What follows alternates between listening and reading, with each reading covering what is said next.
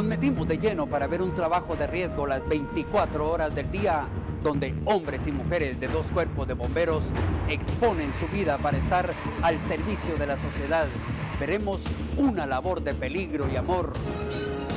A fondo, este jueves 17 a las 8:30 de la noche y su repetición el sábado 19 de octubre a las 7:30 de la noche, como siempre, aquí por Guatevisión. Pacific Oil, venís con nosotros, presenta.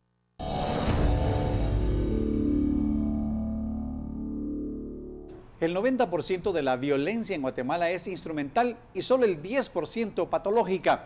La causa, una búsqueda de pertenencia para obtener los mayores recursos y sobrevivir sin un proyecto de vida. En esta segunda entrega de nuestro reportaje especial de esta semana, conozca la psicología de la violencia y quiénes la ejercen. Esta es una entrega más de Maras, Crisis Social.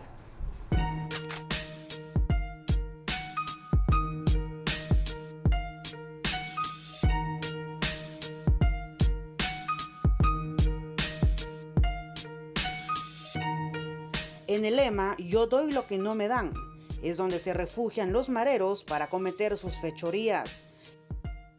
Es por eso que los secuestros, las venganzas, los cultos satánicos, la prostitución y la narcoactividad se han vuelto los principales efectos de su actuar. Es fundamentalmente una situación de descomposición en la parte de relaciones humanas, ¿verdad? Esto yo insisto porque yo tengo la teoría de que en Guatemala la problemática que estamos viviendo no deviene tanto de la crisis económica y política, porque esta tiene siglos de existir, sino que hace 20 o 25 años se sumó una tercera gran crisis, que es la crisis que yo llamo crisis relacional, es decir, una crisis de valores. Según el experto en Guatemala, lo que existe es violencia instrumental, búsqueda del recurso y no patológica. El joven no entra o empieza a entrar a la mara o a un círculo de estos porque de entrada esté pensando voy a ser un delincuente, sino está pensando necesito un vínculo de relación, necesito construir identidad. Pero para Pedro Coronado, ex miembro de la clica Zanzíbar de la Mara Salvatrucha, asesinar se convirtió en su deporte extremo. Hubo un momento en el que yo le tuve que disparar a mi hermano. Ya no vivía en la casa, o sea, se fue, ¿va? Se independizó, se fue, se salió a los 11 años de la casa, 10, 11 años. Y entonces como había problemas, yo andaba drogado. El ser humano necesita tener poder, todos necesitamos tener poder y lo debemos buscar. Pero en esas lógicas de la Mara el poder implica ser más violento. Entonces matar supone ser más reconocido, ¿verdad? Es decir, en estos grupos la gente que lleva más asesinatos tiene mucho más crédito. Las maras han evolucionado al punto de controlar parte del narcomenudeo en distintos sectores de la capital. Se ha visto la evolución de estas pandillas hacia grupos más de crimen organizado alrededor de, sobre todo, la extorsión, el narcomenudeo y el sicariato, y que muchas veces ya no tienen ese vínculo solo jóvenes o que tienen que ver entre ellos, sino que ya son redes de control territorial. Por una Guatemala en paz, Astrid Blanc, Jorge Hernández y Luis Sánchez.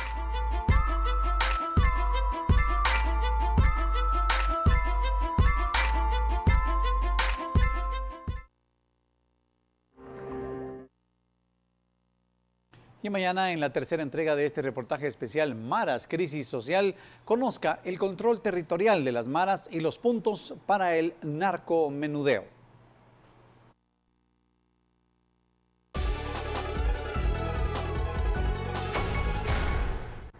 En este momento queremos informarle que al parecer 2 personas fueron linchadas en la montaña Jutiapa. Ambas personas fueron capturadas y quemadas por la población cuando supuestamente cobraban 200,000 quetzales producto de una extorsión. El informe nos lo da vía telefónica nuestro corresponsal Darwin Pérez. Adelante, Darwin, te escuchamos. Gracias, buenas noches. En el caserío Paso Bueno del Cantón Valencia, en la montaña de Jutiapa, fueron linchados, vapuleados y quemados con combustible los presuntos extorsionistas José Francisco Siquibaché Cox, de 45 años, y Luis Fernando Estrada Cifuentes, de 29, ambos originarios de Misco, Guatemala. La PNC rescató a un tercer delincuente, Milson Gundemaro Reyes Mazariegos, de 48, de Palestina, Quetzaltenango. Estos llegaron por el dinero al domicilio de don Magdalena Lay y fue ahí donde se inició la persecución de los pobladores, quienes quemaron la camioneta en la cual se conducían los presuntos delincuentes, dañaron la autopatrulla 030 de la PNC y resultó herido el líder de la comunidad, José Triguero Dubón, quien es investigado también por la PNC. La atención aún persiste en los pobladores que reclaman al sujeto que sobrevivió al hecho, compañeros.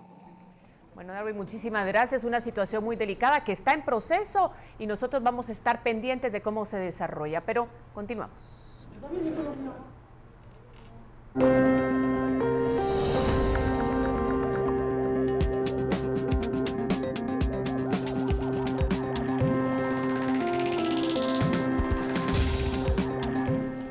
Publicidad, pero cuando volvamos, descontento e incertidumbre en el primer día de las modificaciones al reglamento de tránsito. Además, el gobierno da marcha atrás a última hora y deja las modificaciones vigentes únicamente en Guatemala y Escuintla. Con eso volvemos.